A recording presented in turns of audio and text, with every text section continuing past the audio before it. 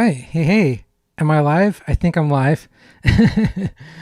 Let's check it out. I'm always a little unsure when I start these things if I'm actually live or not. So, if you can see me, give me a thumbs up in the chat.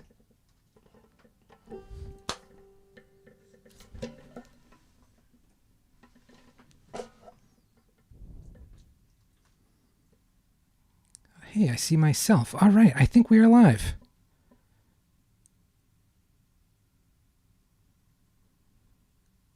Coming to you from my mobile studio tonight.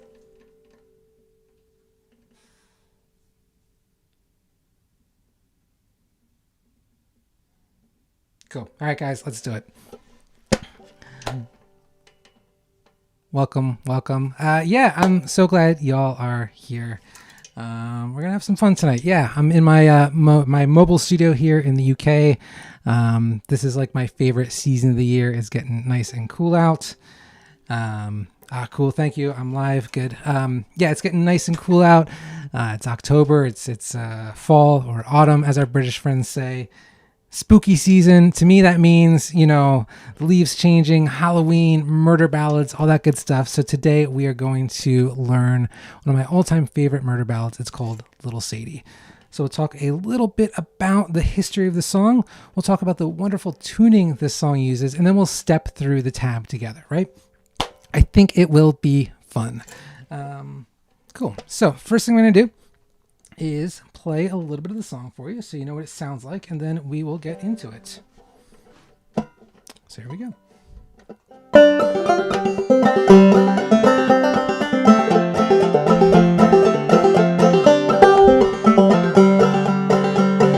That one night for to take a little round, met little Sadie and I shot her down.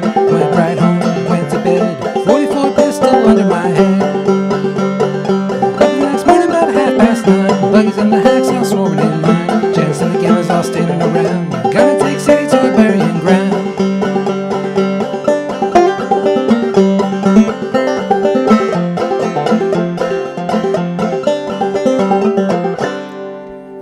There we go. Really fun one.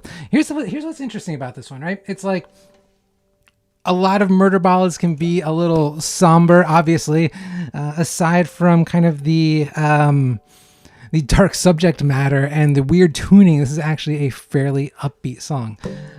It's kind of funny. And the song actually has a really interesting history, right? So it's one of the kind of newer old time songs, but that still means it's quite old. As far as people know, it's kind of around the beginning of the 20th century.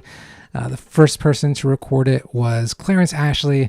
If you guys follow the channel, you know I love Clarence Ashley. All the greats have covered this song or played this song. Doc Watson has a wonderful version. And it continues, even to this day. Old Crow Medicine Show do it. Billy Strings, Grateful Dead, all those kind of bands, Bob Dylan. But I think what's really interesting about this is that it kind of had a bit of a new life, unlike a lot of these songs. And that's thanks to Johnny Cash. So Johnny Cash took Little Sadie and he turned it into one of his biggest hits. It was Cocaine Blues. So if you know that one, that is a direct descendant of Little Sadie. He changed the melody quite a bit, but he kind of kept that feel of the song and most of the lyrics. So really similar song in a lot of ways. Cool. I see a couple comments here, so let me check. Yeah, hey Charles, DS Hazel, awesome. And Floyd Bishop, any tricks for Clawhammer? Not trying to rail, but would be cool to see. Anything in particular you are looking for? Let me know, and I'll try to provide. Ask any questions you want as we go through this. I'm happy to talk about anything banjo. Cool. Okay. So let's talk a little bit about the tuning for this song. We use what's called sawmill tuning. So if you're used to that open G tuning where you strum the strings, you get that nice G chord, this is a little different. So when I strum the strings, it's a nice sound, but it's not that open G chord, right? So what is that? Well, to get into sawmill tuning, all we're going to do from our open G tuning is we're going to raise our second string half a step up to a C. So we're going from G, D, G, B, D to G, D, G, C, D. grab your banjo, get into that tuning now because we are playing tonight. If you don't have a banjo, I guess grab a beer or grab a guitar and pretend it's a banjo. Something. That's all right. You can hang out anyway. But here is what's so special about this tuning. It's also called, it's called sawmill tuning. It's also called mountain minor or mountain modal tuning. And where it's different from like our regular open G tuning is that we take out the element of the chord that makes it major or minor. So the music we grew up with as Westerners, kind of either has this major sound, that sort of happy upbeat sound, or that minor sound, like, oh, this is going to be a sad one. That's that sort of minor sound. This is kind of halfway between the two, and that causes this tension, this haunting sound in our brains. Our brain wants to search. Our brain gets confused. It goes, wait, is this a sad song? Is this a happy song? What is it? And that tension kind of causes us to interpret it almost as maybe a little spooky, right? And so many of these old time songs and these murder ballads are written with this tuning specifically because of that. It's super interesting. Sorry, I just see a couple of comments. I'm going to look here. Hey, good to see you, Mark. Your mic is cutting out every so often. Yeah, I hope not. Let me know if it continues. We have a bad storm here in the UK today, and my internet has been a little spotty. I'm doing the best I can here. I've got an antenna stuck out the window. But yeah, hopefully we'll get through this without my internet cutting out. Okay. So anyway, what I was saying about sawmill tuning. Yeah, and then the other interesting thing about this, so we're sort of neither major nor minor. We're somewhere in the middle. It's a little confusing for our brains. And we use a different scale too. We don't use like the G major scale we use what's called the Dorian mode scale, which again just sort of is halfway in between major or minor. Cool. Okay, so the first thing you're going to want to do is grab the tab. I've put a direct link to it in the description. Sorry, I think my camera just cut out for a second. I think we're good now. Cool. Okay, so I put a direct link to that in the description. Go grab that and we will get started. I'm going to pause just for a second to make sure everything is good. Give me a thumbs up in the chat if you can see and hear me okay.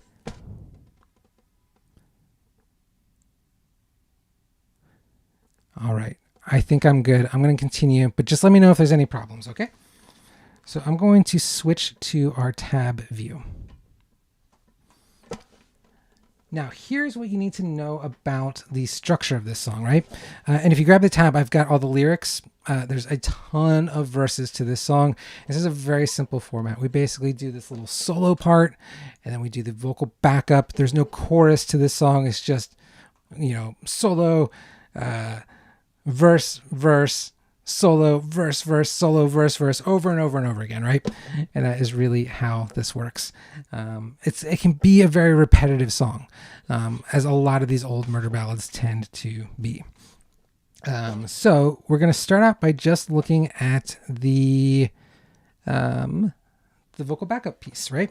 So I'm going to play through that once, and then we'll talk through it, and I'll show you some ways to simplify it if you're not quite there, and we'll talk about sort of the technical tricks we use here as well. One thing I quickly want to mention too, so I have a new thing out. I'm super excited this week. It's called the Clawhammer Journey. This is basically, I've got all these courses. I've got a couple of tab books. Those are all included in that. But the really exciting thing is this is like a membership you join for either 3 months or a year, and you get access to all of those, but even more fun, you get access to 2 live sessions with me a month where I will teach you, songs, techniques. You can ask me questions, all that kind of stuff. I really enjoy doing these lives. I don't do them very often on YouTube.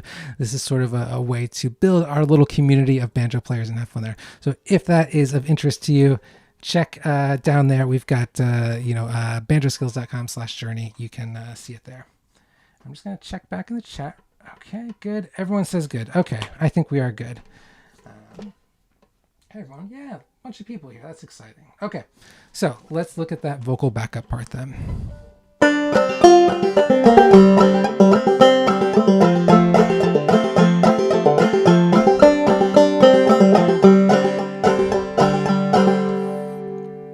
too bad, right? Okay.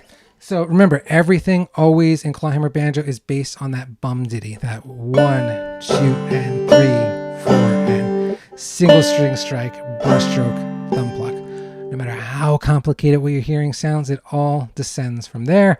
It all really, it's all the bum ditty, right? That's the main thing you gotta remember. So we start out just on that first string, right? 3rd fret. Now I'm kind of anchoring my index finger at that 3rd fret here for the first couple measures. And then we've got our little drop thumb. Okay, so for that drop thumb, all we're doing, we're coming in, we're striking the first string with our index finger. As we do that, you're gonna set your thumb on that 2nd string. Thumb pluck on the end of 1. And now third fret of the 3rd string, thumb pluck on the 5th. Right? Try that with me a couple times.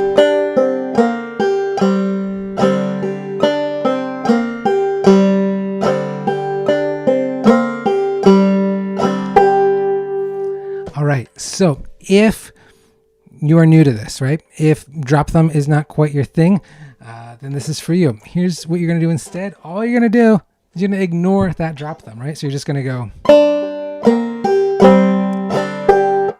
first, or open 1st string, 3rd fret of the 3rd string. So it's gonna sound like this. Now I want to talk really briefly about this. You know, I have a lot of students that they feel they feel bad about simplifying a tab, and I want to tell you, like, there is no shame in simplifying a song. I do it all the time. A clawhammer banjo song played well and simply is a beautiful thing. So don't ever be afraid to modify a tab to fit your ear or your skill level or whatever else. It's all good. Okay, so we got those first 2 measures.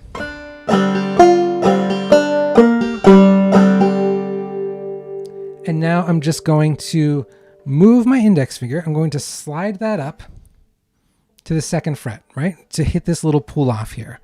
So I've got the 2nd fret of the 3rd string. 1 and 2 and 3, 4 and, right? 1 and 2 and 3, 4 and. The key here with the pull offs, I'm going to show you my favorite little pull off trick here. Because I see a lot of people, they kind of do the pull-offs where they sort of are trying to muscle through with their finger, right? My fingers aren't too strong. I don't know about yours, and it's hard to get like a good solid tone if you're just using your fingers here. The way I prefer to do a pull-off is to just, I've got that note fretted, that 2nd fret of the 3rd string, and all I'm going to do is I'm just going to tilt my hand, right? I'm just angling my hand a little bit to get that nice strong pull off. And the pull off is happening, that pluck is happening just because when I tilt my hand, it's just naturally coming off the string. And that's how I get a really nice strong pull off sound, right? So we've got the,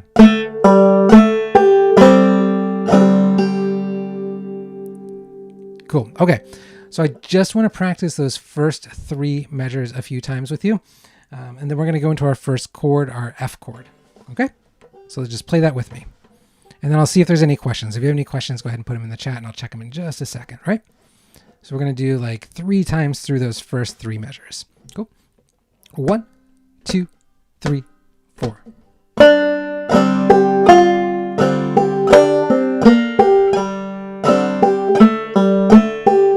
Again.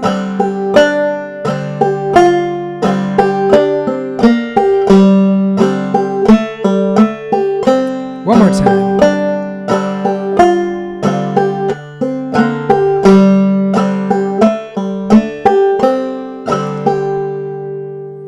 Cool. How's that feel for you? Remember, take out the drop thumb if you want. Okay, I'm going to check the comments real quick. Make sure you all are good. Sound cutting in and out every 3 seconds. Freezing. Oh no.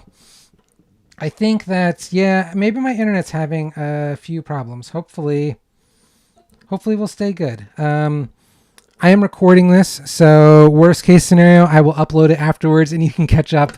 But yeah, thank you all for your patience. Yeah, sorry, this storm situation has wreaked a little bit of havoc on my internet. I ordered this giant antenna to sit on my roof, and it did not. I got the notice that it got delivered like 10 minutes before I was supposed to start here. So we didn't get it. I see Jack. Any chance of a bit more light on your left hand? Yeah, let's see if we can make that happen. So I am, like I said, I am in my mobile studio here, which does not have the best lighting. I am working on this. Let's see what we can do here. How about... Let's try that. Maybe it'll work, maybe not. Cool. Okay. So now we're going to go into our... Let's try that. Wait, yes. Light. Man, it is dark here. Sorry about that, guys. So we're going into our F chord now. So if you know the F chord in our open G tuning, right? We've got this crazy 4-finger chord where we're hitting the 3rd fret of the 4th string, 2nd fret of the 3rd string, 1st fret of the 2nd string, and the 3rd fret of the 1st string. It's a difficult chord to play. But remember, right? We changed our tuning. We changed our 2nd string. We tuned that up, so we no longer need to hit that 1st fret of the 2nd string. So the way I can play this chord is actually, we're going to do our middle finger on the 3rd fret of the 4th string, our index finger on the 2nd fret of the 3rd string, and our ring finger on the 3rd fret of the 1st string. That is our nice, beautiful D chord in sawmill tuning. Quite a bit easier than in G tuning. Very nice, right? So that is what we're going into in this 4th measure. So we're going... Let me slide up. And now you're going to hit that D chord, or I'm sorry, that F chord.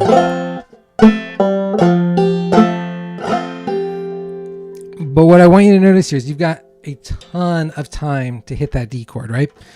So basically from that 3rd measure, you can start getting ready. Now we've got our open strings. We can just really prep the chord ready to play it. And now we can just kind of do it 1 finger at a time, right? So I'm going to hit that 2nd string pull off and then put my middle finger and index finger back down. And then before I hit that 4th beat, I'm going to put my ring finger on the 1st string. So you've got plenty of time to hit this chord here. Cool? So we got... And now we're just hanging out on the F chord a little bit. So I'm just going to do a little pull off here, measure 5 here, 2nd line of the, or 1st measure of the 2nd line.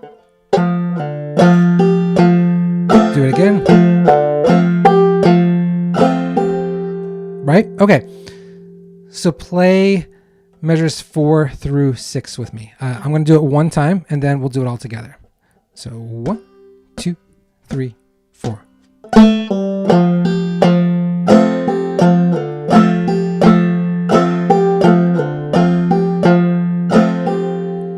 Simple, right? The only tough part is holding that chord, and make sure when you do, you can hit each string individually and they all ring out nice and clean. I'm just going to check the chat and make sure that my sound is okay. Cool. Well, some people are having no issues with video or audio. I appreciate that, guys. You know what? Don't even worry about it. We'll just do the best we can. And it is what it is. I'll tell you. So I have this awesome wood burning stove next to me, and I started it right before this session. It is kicking off about 1,000 degrees. So I also have a nice beer here, and I'm going to alternate between burning up in the heat of this stove and having a nice cold beer. Cool. Okay. So let's work on the measures 4 through 6 together. Right? 1, 2, 3, 4.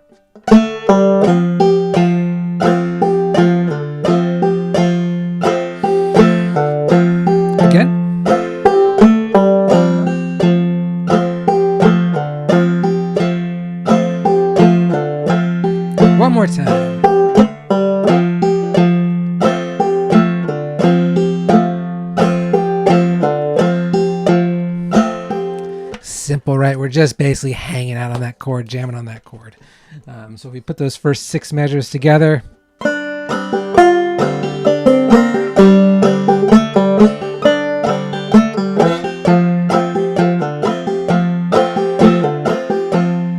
And we've just got this little ending part. We're back to the open chord. And our little pull off on the second string.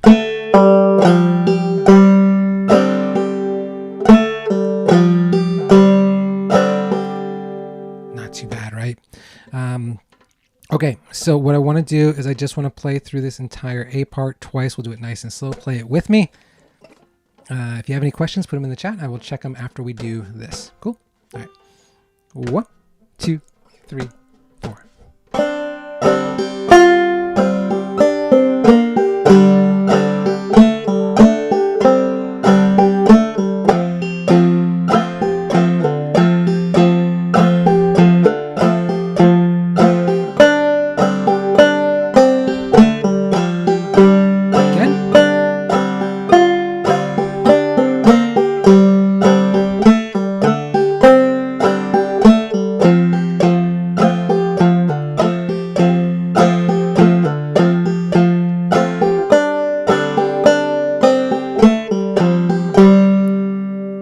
Okay, so I just want to talk about a couple small points with this backup part, and then we'll move on to the little solo.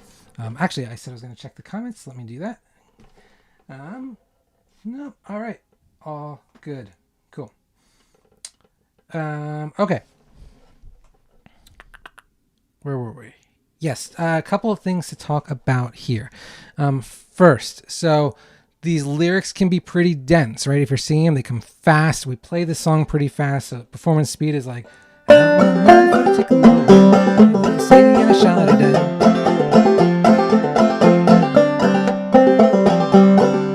Okay, so the end part, right? We just have that little bum ditty to close, and then we go right back into it according to the tab. That's not actually how we play it. These songs are kind of structured in a way that you can take a little breather between verses. You don't have to jump right back in. You are welcome to just kind of hang out on that open chord, you know, for a few measures, and then go back into the verse when you've caught your breath and you're ready. The other thing I'll mention is this is quite fast, right? So if speed is a thing for you, you know, one thing I love to do is just do a little bit of metronome work here and there and start out slow, whatever tempo is comfortable for you with that 70, 80 beats per minute. All you do is just as you play it, spend a few minutes each day and just up the metronome by a beat or two a minute. You'll be flying in no time. The key though is like, it's better to play slow and accurately than fast and messy. So just don't speed up until you're really comfortable with where you're at. Cool. Okay. And then as far as the solo, let's take a look there. Okay, let me see if I can move this tab up a bit. There we go. Okay, cool. So the thing to remember here is that the solo piece of this really is exactly the same melody-wise as the verse, right? We're just making it a little fancier so that we can do something kind of exciting to break up the verses a little bit. That said, you are absolutely welcome to just play the vocal backup the whole time. And if you want, you can just play that as the solo, and it's going to sound pretty good. But if we want to, we can just make it a little fancier. And that's really all I did here, was just made it slightly fancier. So let me play through it once, and then we'll step through it.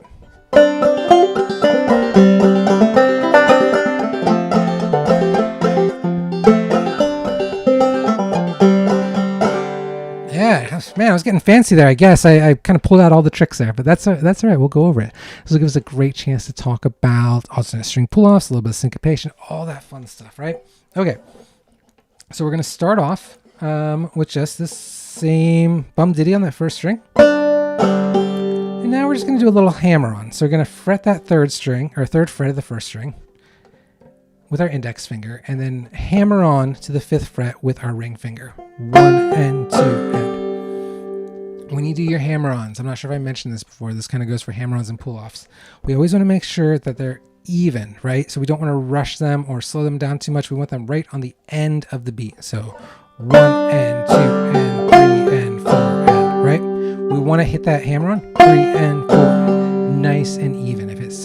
If we, kind of rush it, it just kind of ends up sounding disjointed. We want to make it very even. Cool. And we've got our same little, the second measure is exactly the same as the vocal backup, our little drop thumb there. And we're going to slide down, hit that second fret. And now it's a little different, right? We've got our hammer on, 1 and 2 and now an alternate string pull off. Okay, so let's talk about alternate string pull-offs. This is one of my absolute favorite techniques. And please let me know in the chat, by the way, how comfortable you are with all these techniques, because I can kind of go into them in a little more detail or a little less detail depending on what you guys want to see. But I know a lot of people struggle with the alternate string pull-off, and it's one of those things that, like, once you get it, you just have it. It just works, and it's easy. But it just requires this weird little bit of right and left hand coordination we don't normally have in clawhammer banjo. So all we're going to do here, I'm going to give you this little practice exercise too that you can just do on your own. So we've got our regular bum ditty, right? I'm looking at the second half of measure 11 here. So if we just ignore the alternate string pull off, which would be on the end of 3, we would just have a regular 3, 4, and so single string strike on the second string, first string, thumb pluck. But we're adding in the second note on the end of 3. We're adding that in with our left hand. Our right hand isn't doing anything different. It's fully a left hand sounded note. So what we do, the way we do that is as we hit that second string with our right hand, I'm just fretting the second string, or I'm sorry, the second fret of the first string at the same time with my left hand. And then on the end, again, we keep it nice and even. I'm just doing a pull off. Even though I didn't strike that string, it doesn't matter, right? We can still get a nice, strong sound there. So 1 and now we just continue. First string, this string.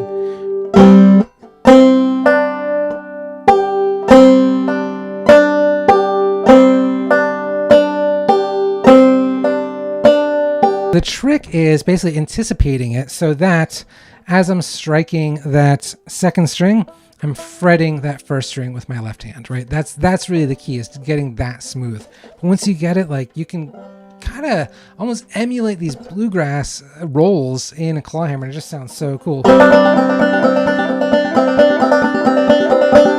Get it nice and fast. And one thing with Clarence Ashley and these murder ballads is they very often will substitute an alternate string pull off for the basic bum ditty.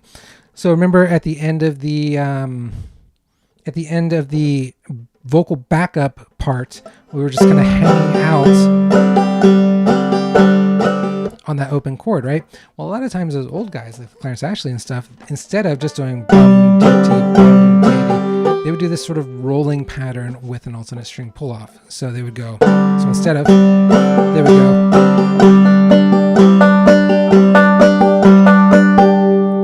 as kind of their placeholder, or they're hanging out on a chord. And I think that sounds really cool, and it sounds really great in these murder ballads and in sawmill tuning. So anytime you're hanging out on a chord, you can always substitute it. That was a feature of what they call round peak style banjo. I just realized I haven't checked the chat in a while, so I'm going to take a look.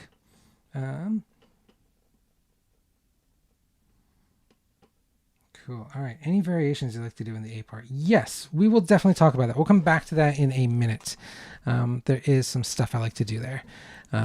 One I just talked about, where we kind of hang out on that alternate string pull off, right? Okay. So let's just look at those first 3 measures then of that little solo piece. I'm going to play through it once, and we'll play through it a few times together.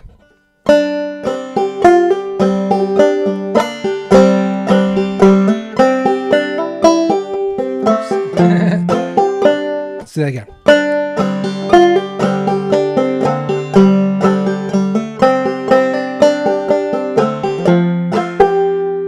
Cool. Okay.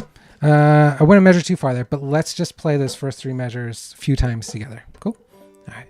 1, 2, 3, 4.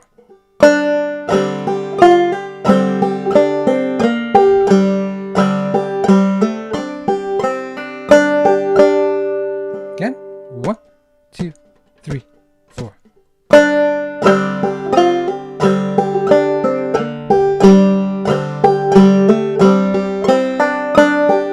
Let's do it one more time. 1, 2, 3, 4.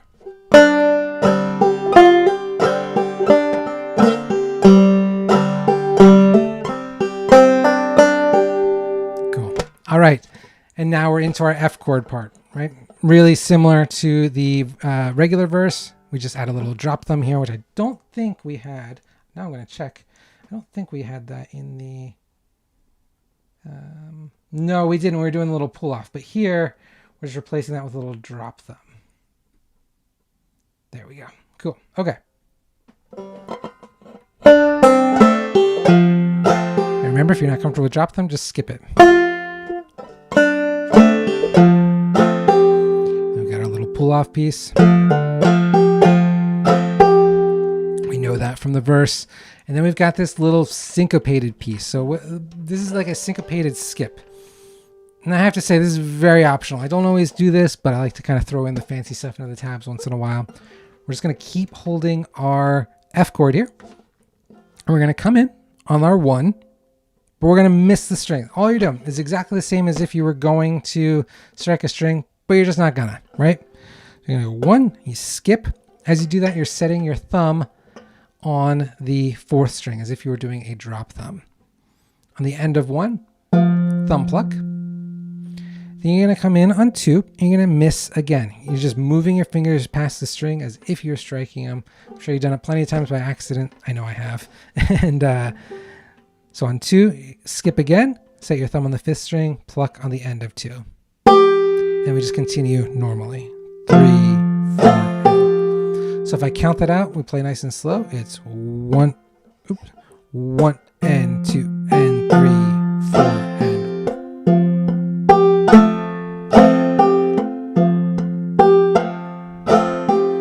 And if I play that in context with the couple of measures before that, it's.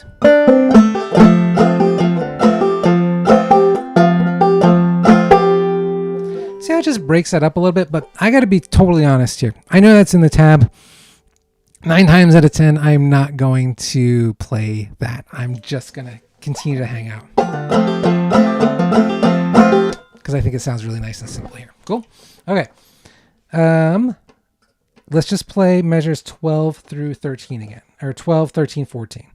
Play it with me. I will do the syncopated piece, but you do you. Whatever you feel like. Cool. And then I will check the chat. All right. 1, 2, 3, 4.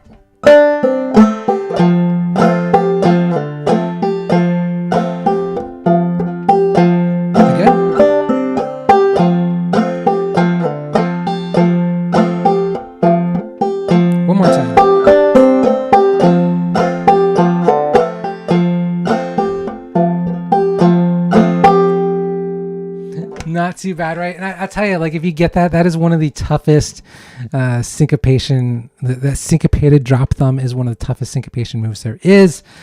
So feel really good if you got that, but also don't be too hard on yourself if you didn't. All right, let's check. Denise has a question. Where's the fretted first string? Don't see that on the tab. I'm sorry. Which measure are you talking about? It's always weird. There's like this little bit of lag between when I say something and when you guys hear it. Like it's like 30 seconds. So sometimes you put a question, I don't know exactly what you're talking about. But put that in the chat wherever you were looking, and I'll answer your question then. Cool. Okay. And then measure 15. Again, we've just got this little syncopated piece. So we got 1, 2, and now this is our syncopated piece on the 3. So we're coming in on the 3 and skipping, and we're just going to set our thumb on that 2nd string, right? Thumb pluck on the end of 3. So 1, 2, and 3, and 4, and, right? 1, 2, and 3, and 4, and. now we just do that same last measure we were doing in the verse. All right, so I'm going to play, let me see if, no, okay. I'm going to play through the solo piece real quick, and then we'll play it together. 1, 2, 3, 4.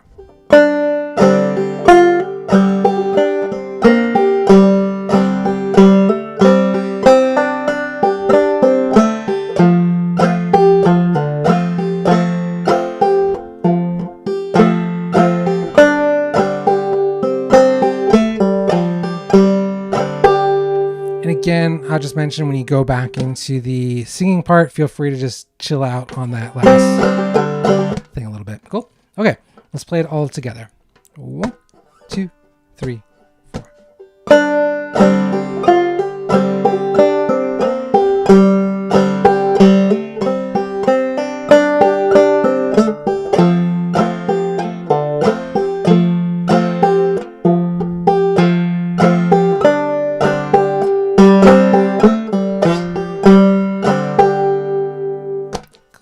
How does that feel?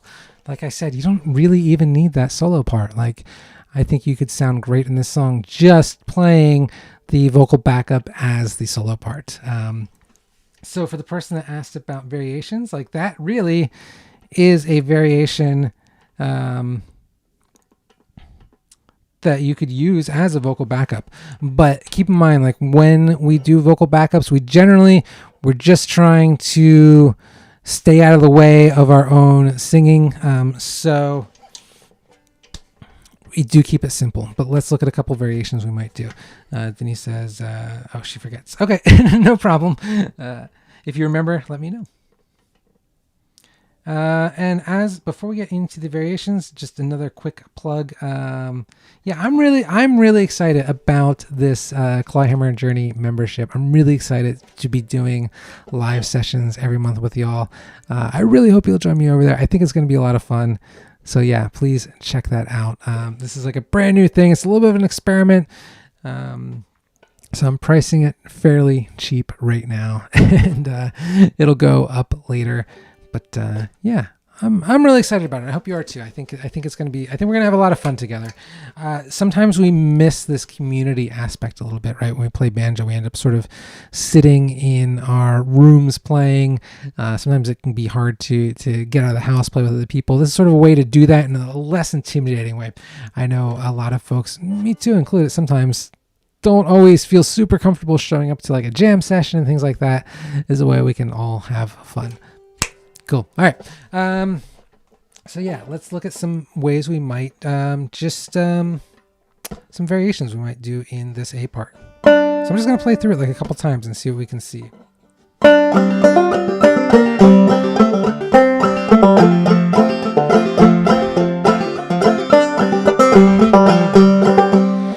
Yeah, you know, again, like I'm feeling like, okay, I feel like when we back up our singing, we do want to keep it really simple. So really the variations I would do here are probably to keep it a little bit simpler, honestly. Like I would tend to maybe get rid of that drop thumb sometimes in the second measure. So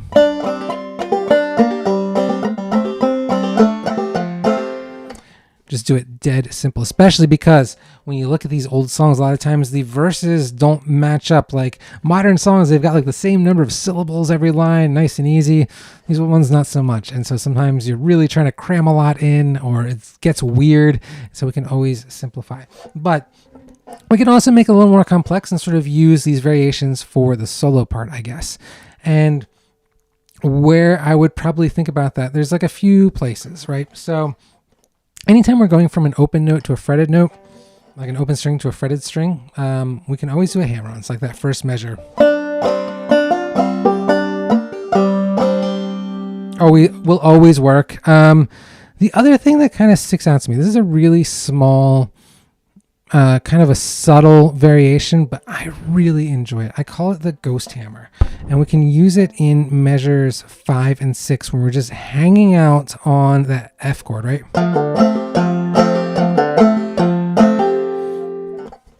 what I tend to do there, it sounds really good when we're playing nice and fast, is sort of skip the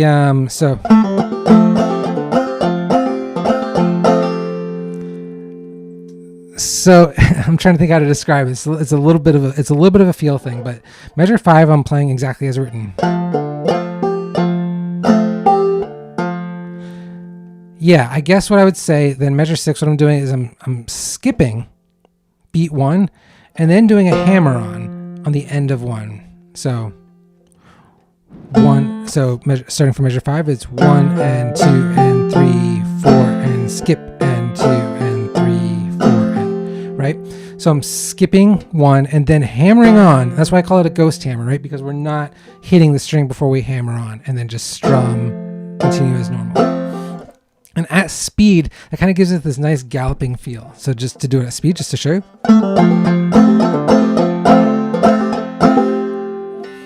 Again, very subtle. We don't have it too much in this song, but that is just one of those little tweaks that I really like, that I think, and maybe I'm the only one that hears it, but I think it sounds really cool. Okay, guys, I want to check the chat. If you guys have questions, put them in here. We'll wrap up soon, but I'm happy to, like, any I'm hanging out tonight, right? So any questions you have on anything banjo related, let me know. Okay, but I see a few in here. Okay, it was around measure 7. Just remember it was an open first string, but I think you were doing a fretted one for sure. Could be off as to what measure. Okay, let's see what that looks like. Yeah, I'm not sure. Maybe I played a fretted note there, but if I did, it was a mistake. I wouldn't worry about it. Cool. All right. Yes, yay for sense of community. I know, right? Like, it's weird. I'm very lucky. Like in London, we've got a couple of really nice jam sessions. I don't go to them as often as I should, to be perfectly honest. I tried to take my puppy last time, and she mostly just wanted to nip at everyone's toes. She did not enjoy the old time jam session. So I haven't been back in a couple of months, but I'm planning on going soon. They are such a blast. Like, if you can play with other people, please do it. I feel like an hour playing with other people is worth like 10 hours of practicing on your own. I think it's like a mix of, like, they'll kind of drive you forward, and then just the sheer terror from, not embarrassing yourself, which I think is the same benefit I get from doing these live streams, but you get the idea. Hi from New Hampshire. Hello, Silver Song from New Hampshire. Awesome to see you. Okay, guys. I don't see any more questions. I think we can wrap this up, but look, thank you all so much for coming. I had so much fun. Yeah, like I said, if you want to do more of these, check out the membership. Yeah, April Summers said, would be great to have this as a video we could come back to. Yes, so I recorded it here. So even though I think there may have been a few sound and video glitches from the streaming, I've got a good copy. So I will upload this in the next day or two. You can go check it out. But until then, I'll leave the live stream up as well. Someone says, what's the plan for the journey, especially the live session? Learning a tune like this or more technique focused? Anything planned already? Yes. So it's going to be a mix, and I'm going to kind of let people direct it a little bit too. You can always vote on songs and or suggest songs and techniques, things you want to learn. But yeah, it's going to definitely be, I love teaching songs. I think it's one of the best ways to learn clawhammer technique as well. So we will be covering a lot of songs. There's new arrangements. It's got sort of all my tabs are in there. I've got, 70, 100 tabs somewhere in there, and I'm adding to it every month. And when people sort of enjoy the tabs, if there's things people gravitate to, I will do live sessions on them. We're also going to kind of have a practice plan every month. So the live sessions are almost check-ins for sort of what we're concentrating on that month as well. Someone asks, are you confused about the alternate string pull off? I think that might have been meant for someone else. I'm not sure. Cool. All right. Anyway, thank you all so much. I had a blast. I really hope to see you at the future live sessions. Have a great week, and I will talk to you soon. Bye, guys. I don't know why this thing's always giving. I guess I have a camera setting that's always doing this thumbs up thing. Oh, well. All right. See you guys.